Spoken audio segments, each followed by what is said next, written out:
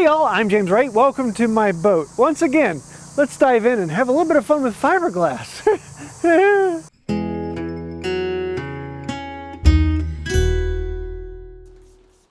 It's around this time that I decide I really want to get back to woodworking. Unfortunately, I've got to finish up a lot more of this boat. And last time we left this with the epoxy. Thankfully, we're not doing any more epoxy and fiberglass this time, but we are going to be getting to the painting on it. I do need to clean all the surfaces so I get a good bonding on it. We're going to be using a Total Boats topside primer. I really like the stuff, plus it binds really well with the paint we're going to be using later on. You'll notice some of these surfaces aren't perfectly smooth. I was originally planning on grinding everything down perfectly flat and smooth because I was planning on putting a wood sole on this. But then I realized I'm not going to be able to do this. This boat was not designed for that. And so I'm going to be putting down an EVA flooring, which means it just needs to adhere. So it needs to be flat to the touch, it needs to be smooth. I don't need anything absolutely perfect on it. And so I didn't actually grind everything down. And you can see a lot of the little imperfections on this that I could have gone back and done more with. But I decided to leave it like that because the foam will actually bind to that perfectly fine. I only need to really care about the edge because the foam is going to stop about 1/4 inch from each of the round over edges. After the primer, we can get onto the top side and make sure we spill all of our thinner all over the deck because you know how that goes. Originally, I was planning I'm going to spray everything on, and so I attempted to spray it with this because most of this is going to be covered with the EVA foam. It doesn't matter so much, and this will be a good chance to test it out. I've used this sprayer a lot for other things, but for this, it didn't work out all that well. It actually was just about the same as using it with a roller. And with a roller, you don't get all of this dust in the air, and I really should have been using a respirator for this, but I was just testing a few small spots. So I decided to stop with the spray gun and actually do the rest with rolling. I did a test comparing the difference between using the roller and tipping as opposed to just the roller, and I didn't find out much of a difference. One of the great things about the topside paint is that it lays absolutely beautifully, and you get a really good, clean, smooth surface with a roller. It smooths out and just I love it. It gives it a glass finish on there and really works well. So I'm going to come back over and roll in the rest and then do a second coat with that. In between each coat, I'm going to hit it with a 300 grit, just a light pass to put a little bit on there. And we got out the inside all painted so that we can then move on to the carpeting. And originally the whole boat, the inside of it was all carpeted, and I'm just going to be doing it on a few of the vertical surfaces. The sole will all be EVA foam, and the sidewalls and some of the down vertical surfaces will actually be covered in carpet.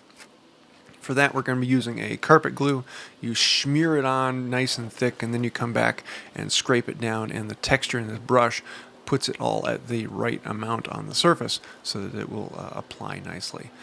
The actual application of the carpet went really fast. It was much easier than expected, but the glue was the really annoying part. It got everywhere, and you had to be very, very careful about not getting it onto different surfaces. We're going to come back through and then staple everything in place. We're using stainless steel staples so that they're not going to rot in the moist conditions that this boat will find itself. It just makes it so that they're not peeling up. If you've ever done an old boat where they didn't use stainless staples, you'll see that they just rot apart and it doesn't do anything in a few years. Whereas the stainless staples actually last surprisingly well. We're going to put it on and then cut it back and fold it back into place. This carpet I actually just got from Menards. It is their exterior carpet and works really well, and it's dirt cheap. It was like $75 for all the carpet that I was going to be putting into this. And most of it are just these panels here that are going to be recessed behind, and so they're not seen quite as much other than this one panel, which will be relatively obvious because it's underneath the main dual seat. We want to cut back to all the corners so that it can fit back in, and I really liked this process of working things into the corners and peeling it back, wrapping it around, stapling on the back. The whole upholstery technique I found to be a lot of fun. For most of the furniture in this, I actually sent the upholstery out, and I'll be touching on that in a later video. So most of that you'll see come out, and it's like, wow, it's done. But I did do the upholstery on the two big sign panels here. And the nice thing about these is you don't need to do any sewing. They just go on and staple in place. And this first one I was kind of experimenting. You can see some wrinkles over there on that blue one that I went back and pulled those out and pulled it a little better. This actually reminded me of my time in theater stretching fabric on a frame for flats. It's a very similar technique in that you want to put it in and then pull it from one side to the other so that you're actually getting even stretch all the way across. Again, with the staples, we're using the stainless steel on them. So we can actually attach it all from one side, flip it over, and then pull the pieces around, wrap on the other side. And it goes really quickly and easily. This was just 3 or 4 hours to do all 4 of these panels on the boat. I kind of enjoyed this step. But there's one spot on the side panel that the controls need to mount onto, and so we actually have to make a wooden block to fit in this to take up the foam inside, so there's a solid section there rather than being foam underneath. So that meant I got to actually do a little bit of woodworking today. Yay! One little square. So yeah, I found a piece of poplar. I probably could have found something a little more wear resistant. I actually didn't find a piece of white oak that would fit, which was surprising to me, but poplar will do perfectly fine in this particular application. I need to cut it to, it was around 5 inches by 5 inches. I just cut it to fit that space in the foam, which I'll show you that here in a moment. First thing we're going to do is cut it to length, and then I was going to cut it again to rip it to the right width, but then I realized it was so close, I'm just going to grab the scrub plane and rub it down and then plane that edge. There's nothing about this that needs to be all that pretty other than it has to fit in behind the foam and it'll be completely covered with upholstery, so you'll never see it again. But we can do our best on it and make it look nice and pretty. So we're going to smooth it down. But we do need to resaw it because it needed to go down to a 1/2 inch thick. And I didn't have anything in stock that was 1/2 inch thick, so I grabbed the 3/4 inch piece and we'll resaw it down to 1/2 inch. We'll mark all the way around the outside, set it in the vise, and then start cutting.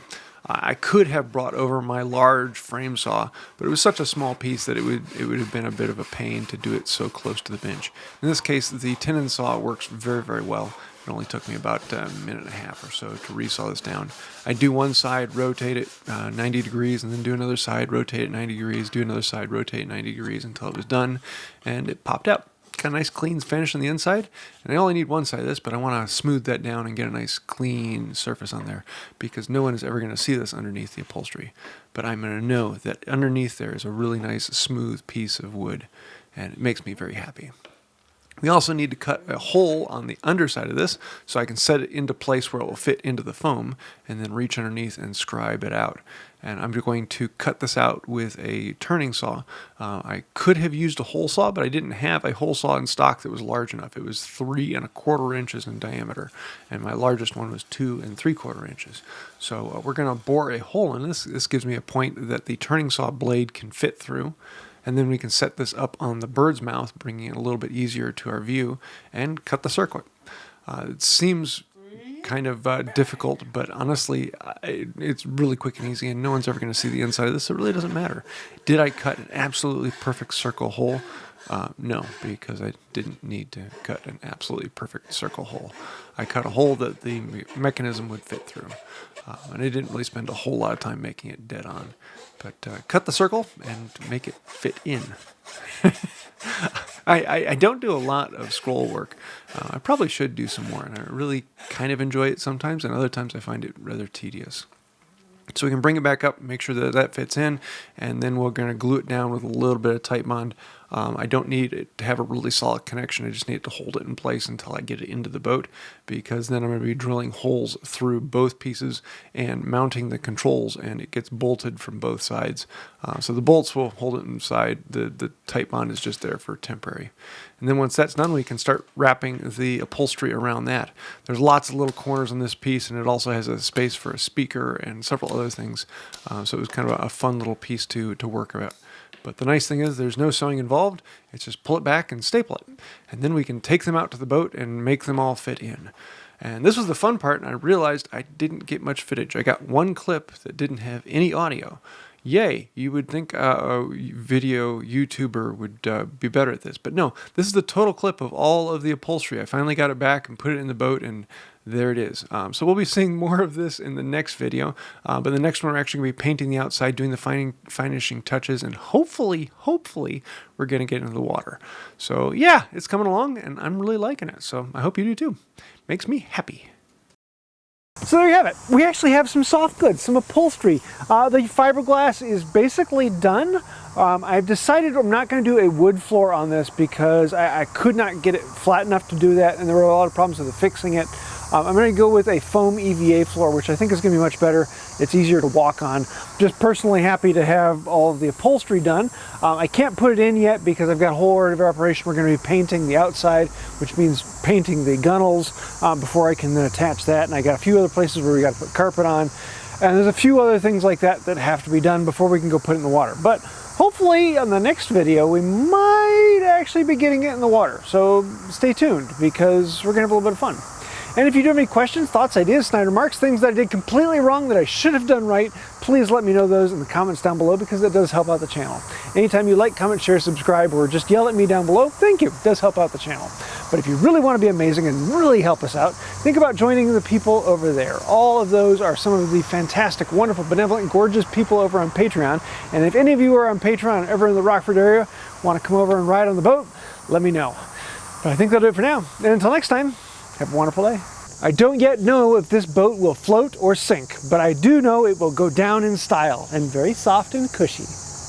Now I know the colors and choices I'm going with are not going to be for everyone. However, the nice thing about working on a project like a boat is it doesn't matter what I want, it matters what the owner of the boat wants. In this case, you could basically say it's whatever floats your boat.